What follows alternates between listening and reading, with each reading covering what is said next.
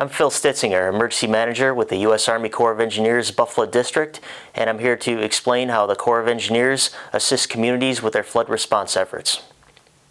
Welcome to the U.S. Army Corps of Engineers Buffalo District Emergency Operations Flood Response Presentation. The U.S. Army Corps of Engineers district boundaries are largely based on watersheds within the communities.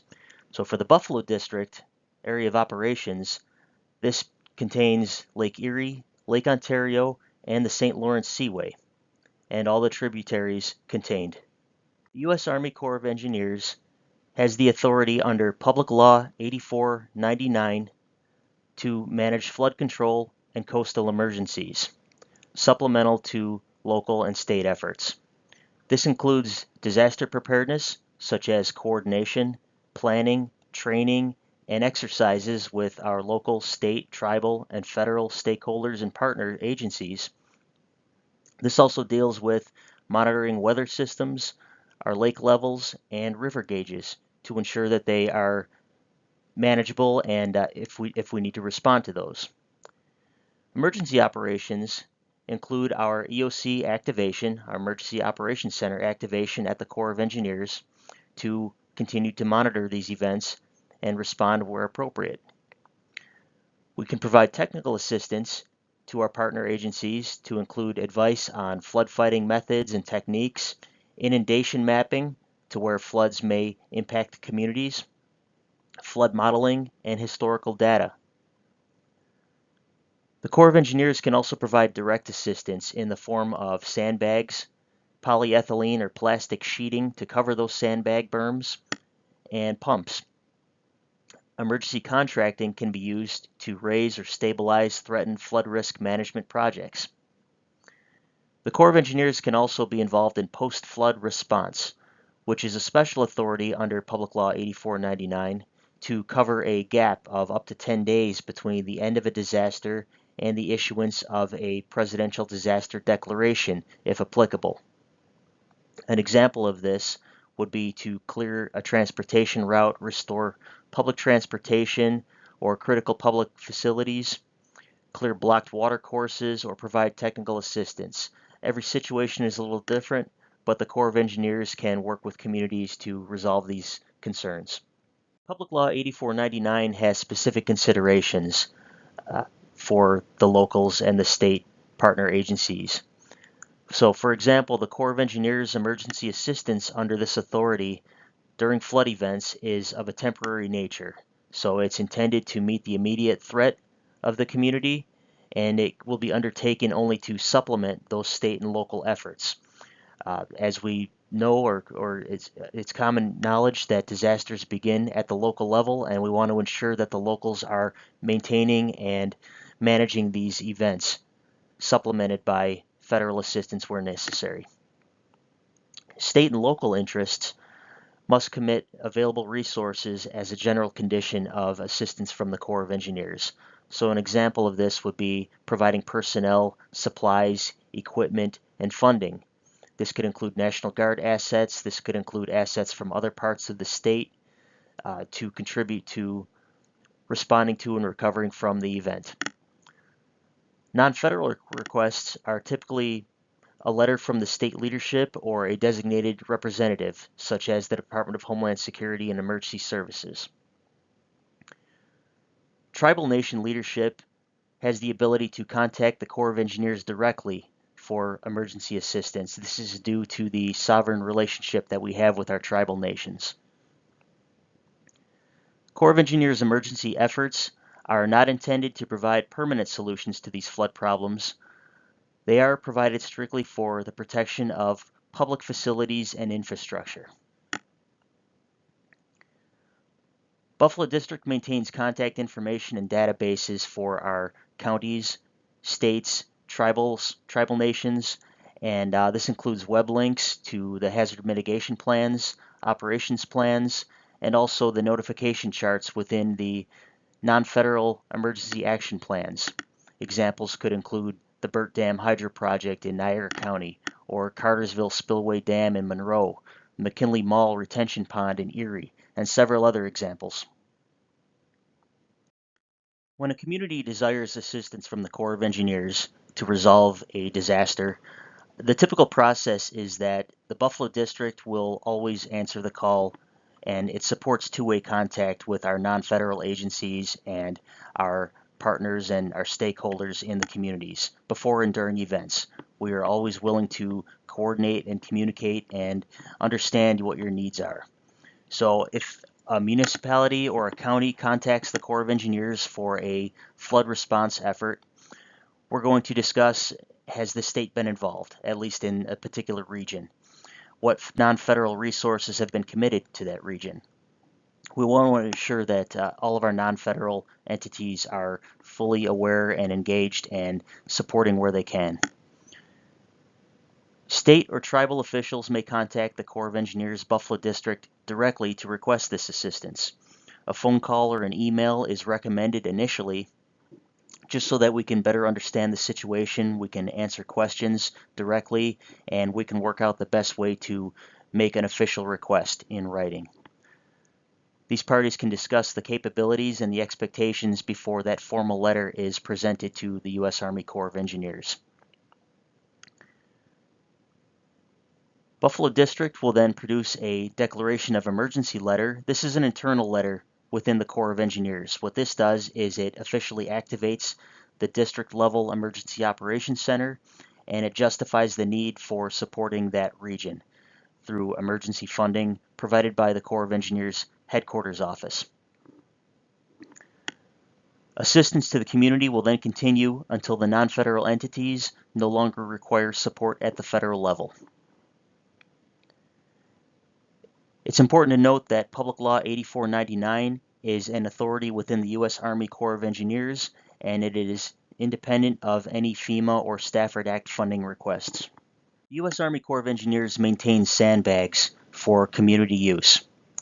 They are typically stockpiled in various locations throughout the district area of operations. In Buffalo District, we have sandbags stockpiled in Erie County, at Mount Morris Dam, and in Cleveland, Ohio. We can also receive additional sandbags from the Corps of Engineers National Flood Fight Materials Center in Rock Island, Illinois.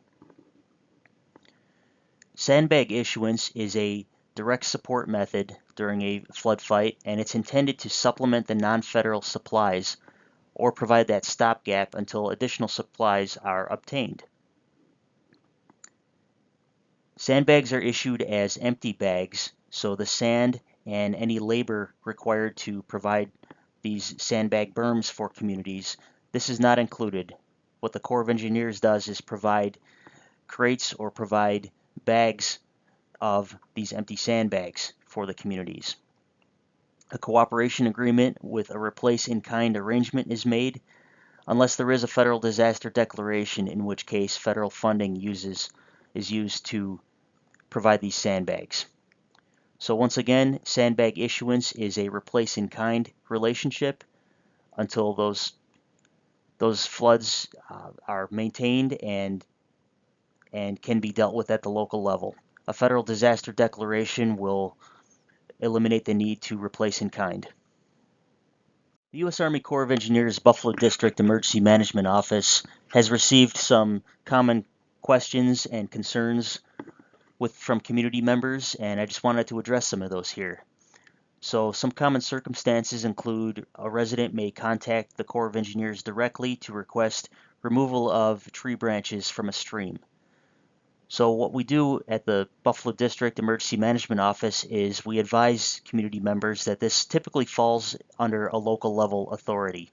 It can be through a Department of Public Works or Highway Department, but the Corps of Engineers will advise that we start at the local level to make sure that this situation is being monitored and addressed before it elevates to federal levels.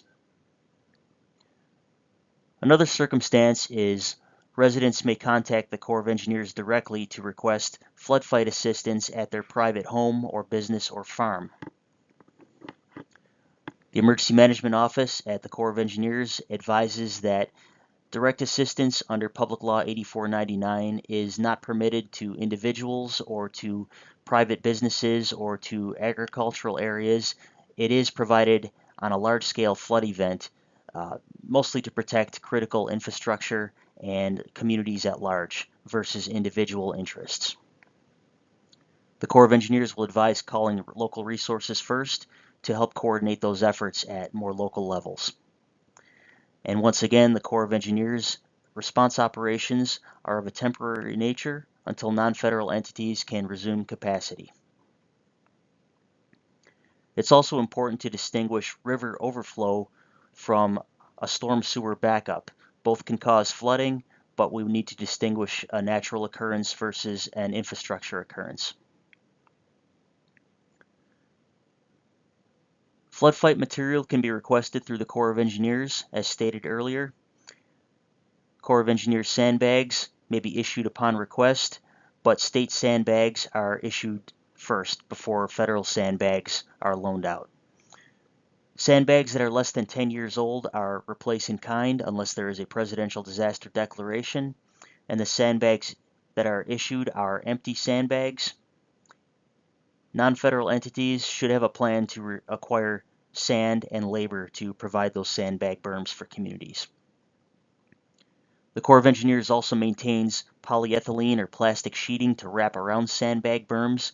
This helps to contain the water from seeping through those berms. And pumps can also be requested. This is something that Buffalo District would work through its National Flood Fight Material Center to acquire those pumps. Communities may experience ice jam flooding in late winter or early spring.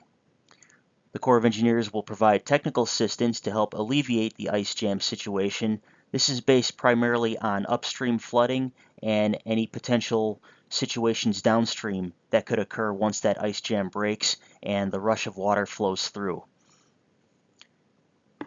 Monitoring includes sandbagging or emergency dikes provided for these areas, advising on ice conditions, the hydrology of the river, and any kind of ice dusting or any other situations that may occur from an ice jam. Lastly, the U.S. Army Corps of Engineers supports FEMA through Public Law 93-288 or the Stafford Act.